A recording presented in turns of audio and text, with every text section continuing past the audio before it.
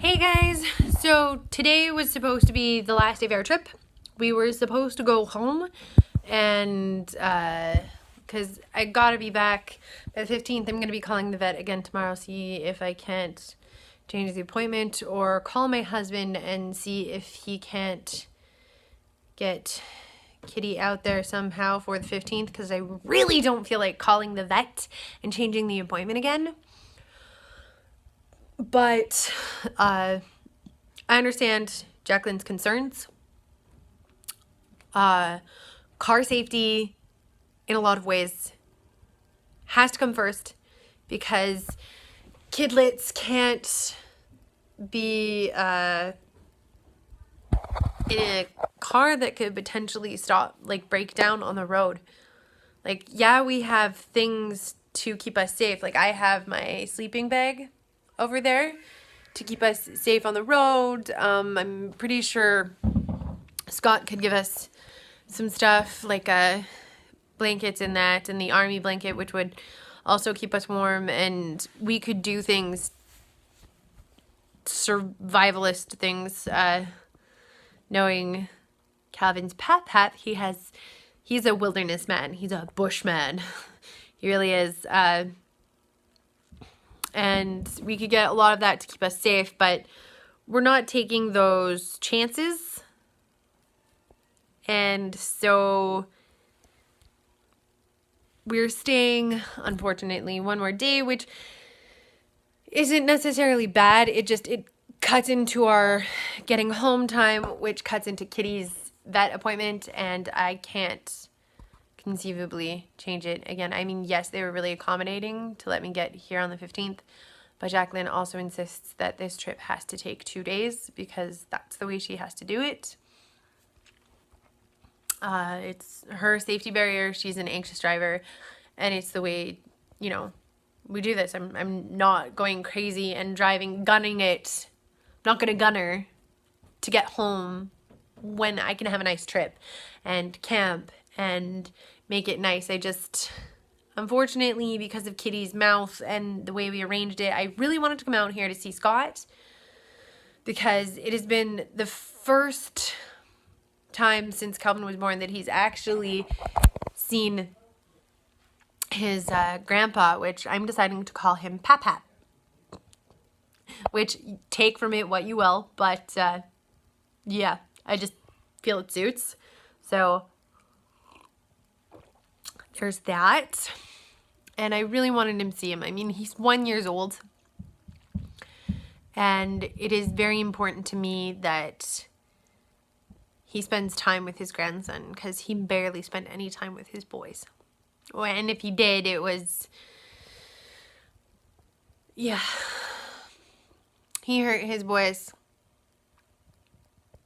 No ifs, ands, or buts about it. He hurt his boys, and I don't want him to hurt his grandson, and so I'm making open lines of communication, and I'm telling him when he's done wrong, and I'm letting him know that.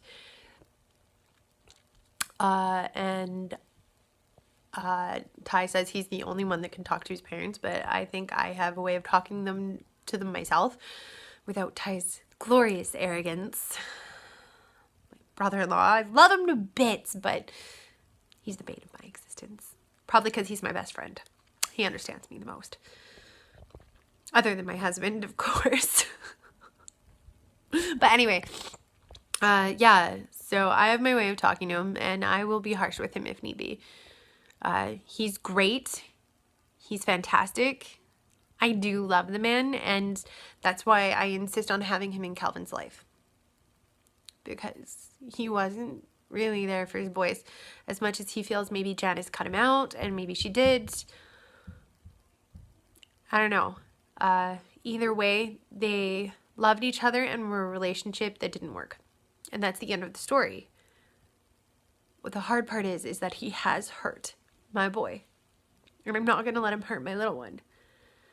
So I'm going to be open, and I'm going to tell him the truth, and I'm going to make sure that he sees his grandson and that he does stuff with him.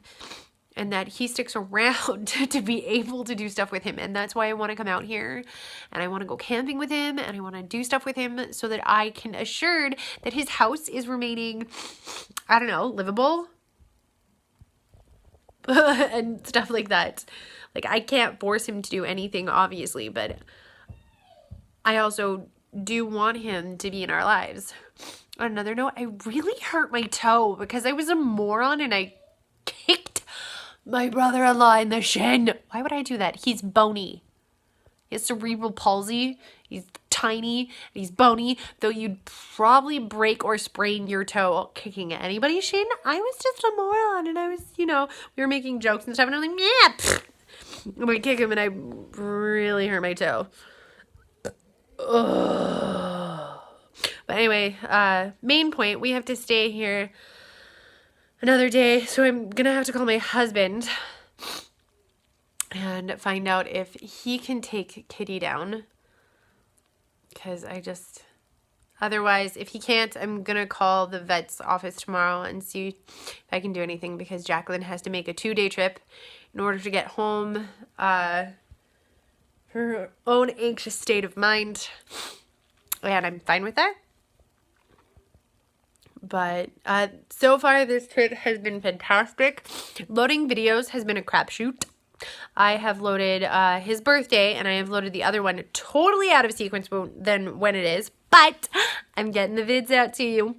It's because I love you, mummies, daddies, and parents. But yeah, this trip was a little impromptu, and the reason I needed it was because it's the last ditch effort before I go back to work, because I'm going back to work on the 20th and I am so anxious about leaving my son. I mean, there's some things that are still happening that I go, am I a bad mom because of this? Am I coddling him? Am I all those kind of things, like those nervous, anxious questions that go through your head. You're just like, oh my gosh, because we co-sleep. I'm gonna be honest with you. We co-sleep. He is most comfortable with me. I can't get him to lie down in his crib without, like, it's maybe 20 minutes and then he's up screaming and crying, but he can sleep with me for hours. And at this point I'm still breastfeeding, but I'm not gonna force him into anything, because that is worse on his mental development than letting it just fall as the chips may. And that's what I'm letting happen. And he is doing things himself, slowly but surely. Yes, he does not sleep in his crib, but as things progress, as life progress, I mean, the fact that I'm going back to work is I'm letting nature force the changes instead of actually forcing them myself. I mean, I have to go back to work. So in some ways, it's like nature dictates that. I go back to work. So Calvin will fall into a new stage. And every stage has its own sets of hardships. Like when he was first born, the set of hardships was definitely breastfeeding and carving out time for myself, which I still have to do. Like, I'm sitting in the basement while he's upstairs playing. And with each going out of my comfort zone and but I still do things my gentle but firm way. And I think you have to find your own form of parenting. Listen to advice and stuff, but don't let people dictate how you parent. You're always going to be anxious, and you're always going to be nervous, and you're always going to second guess your choices and go, am I doing this right? Am I doing this right? Because I don't know how many times I've done that. But your choices are your choices. And here's some solid mom advice from me to you. You're always going to screw up. They're going to blame you for something somewhere down the line. Whether you did right or not, they're going to blame you for something. I mean, I blame my parents for things, for sure. I can pinpoint so many things that, you know, and Logan can pinpoint things that he feels, Mom, you did that wrong. And she goes, maybe I did, maybe I didn't. I made a choice. She might actually take it a little harsher than that, but, you know, I love her to bits. But she's a gentle soul now. She's old. Nothing against old people, but they can sometimes be really mean. But here another day, which is not bad. It's nice out here. I've had lots of fun. I think I'm going to do just a compilation video of all of Calvin's like fun little bits throughout this trip.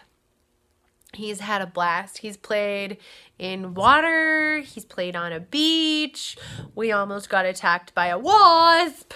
It's crawling on my mouth and I'm like, oh my god, oh my god, oh my god.